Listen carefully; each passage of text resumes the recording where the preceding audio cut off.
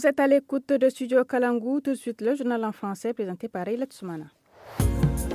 Au sommaire, ce 30 octobre, le Fonds de solidarité pour la sauvegarde de la patrie a annoncé ce matin une nouvelle ordonnance introduisant des prélèvements dans plusieurs secteurs afin de consolider ses ressources financières. Des précisions dans un instant. Plus de 120 kg de chanvre indien estimés à plus de 18 millions de francs CFA ont été saisis à Tessawa dans la région de Maradi par l'antenne locale de l'Office de répression. Les détails à suivre. Bonsoir à tous. Le comité de gestion du Fonds de solidarité pour la sauvegarde de la patrie, dans un point de presse animé ce matin à Niamey, a présenté une nouvelle ordonnance qui introduit divers prélèvements dans plusieurs secteurs.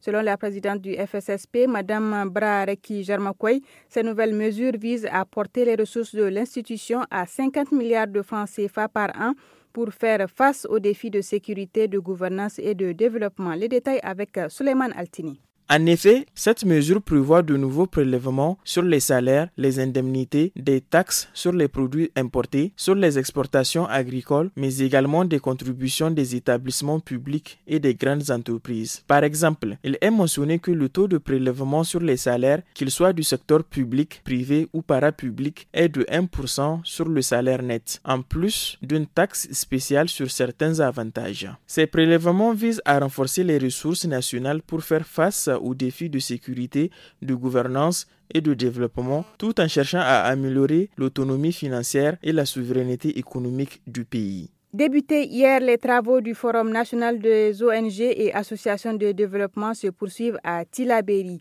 Plusieurs sujets, objets de préoccupation, ont été abordés par les participants, selon Mme Amil Maïga Aminata, représentante de la Chambre de concertation des ONG et associations de développement. Elle est au micro de Mokhtar Hamadou.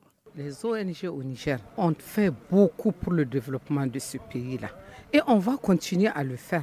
Mais comme tout le monde l'a dit, il faut encadrer le domaine, donner leur place aux structures faîtières, faire vraiment de l'application du faire-faire quelque chose d'important dans ce pays-là. On a beaucoup d'ONG étrangères, mais normalement ces ONG, elles ne doivent pas aller vers la population sans passer par les structures nationales. Donc il faut que les ONG fassent, même si c'est une espèce de contrat avec les faîtières à charge maintenant pour les faîtières d'aller vers leur base. Si on peut suivre cette logique-là, au Niger, on aura déjà tout gagné.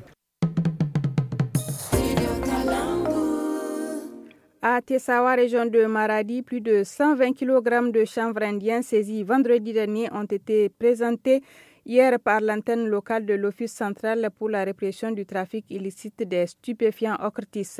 La drogue a été interceptée dans un véhicule particulier à l'entrée de la ville, estimé à plus de 18 millions de francs CFA, selon Nafiou Sadissou, chef adjoint de l'antenne. Il est au micro de Moussa Saleh.